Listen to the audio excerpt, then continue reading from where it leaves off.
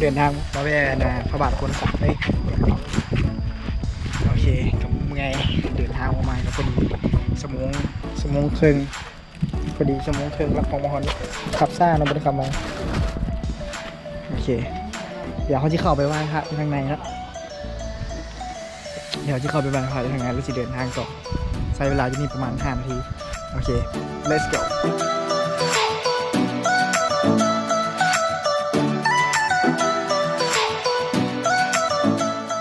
โอเค เราก็ได้ดอกไม้แล้วเนาะ เดี๋ยวที่เข้าไปไหว้เพิ่น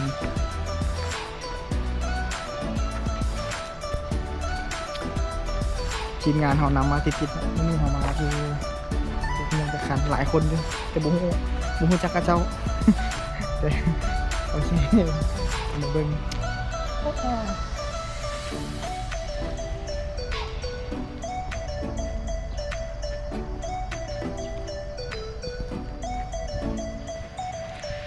อากาศร้อนลืมแว่นต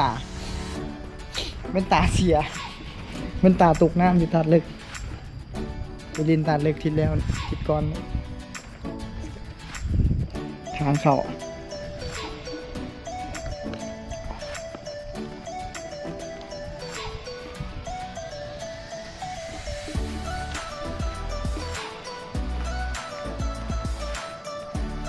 โอเคของเขามองแล้วจะไม่หาที่เข้าไปไว้แล้วโอเค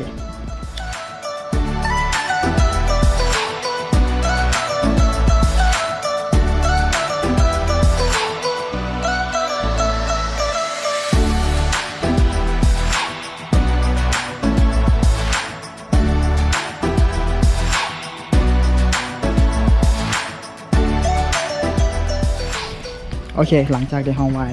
พระบาทแล้วเราเดินทางกันต่อไปเลย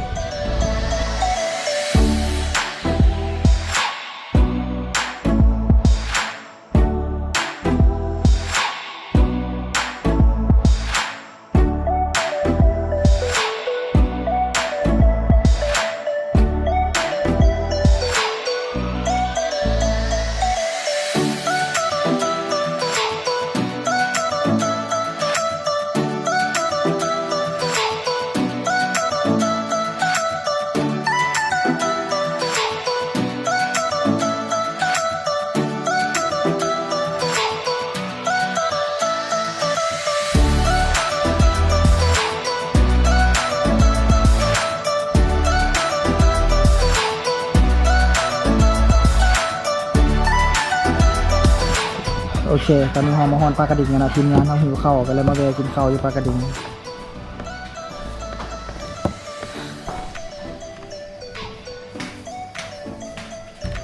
มาผู้เดียวอีกคนนึงจะไปอยู่เสบุบุเห็นล้มสาวอยู่คนนึงโอเค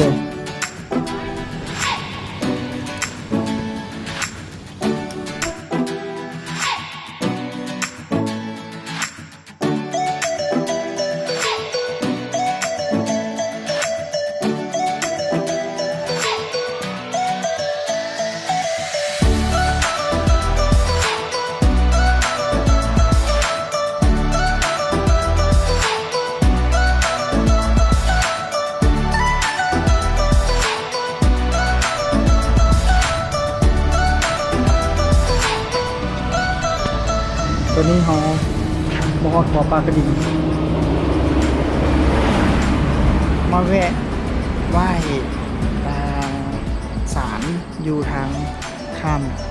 อยู่ขวาข้ามปลากระดิ่งนะจะในห้องกระชี้ข้ามไปแล้วแต่ว่าเมื่อกี้นี่ก็ว่าเหลืออีก2 คน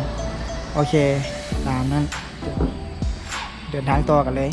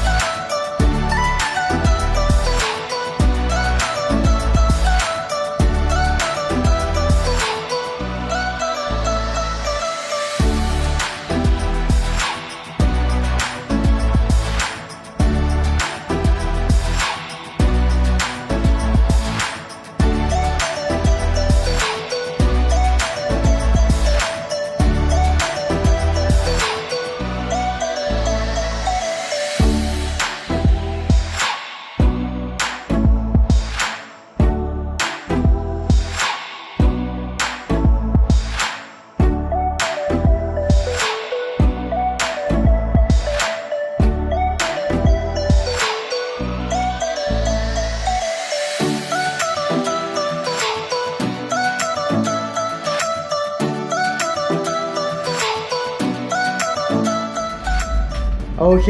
แล้วเราก็มาหอดห้องพักแล้วเนาะตอนนี้เรามาพักกัน2 คน2 เซียวมานั่งกัน ลุยเลย เดี๋ยวเขาออกไปรอกินข้าวกันนะออกไปรอกินข้าวกันจากบาทหนึ่ง2 บาทเพื่อได้ผู้เซ่ผู้สาวกลับมาเอ้ยโบแมน บอกพี่สิออกไปหาสหายออกไปหาหมูเนาะที่คาเฟ่เนาะเดี๋ยวไปรอกินข้าวตามเชียงของนะกับบูฮูห้ามเลาะมั่วเลยโอเคบ๊ายบายเจอกันขอแบบคือชีลาไปแบบลาไปมื้อนี้เลยฮะเนี่ยมีแต่ว่ามื้ออื่นก่อนเศร้าแล้วจึงเจอกันเลยโอเคบ๊ายบาย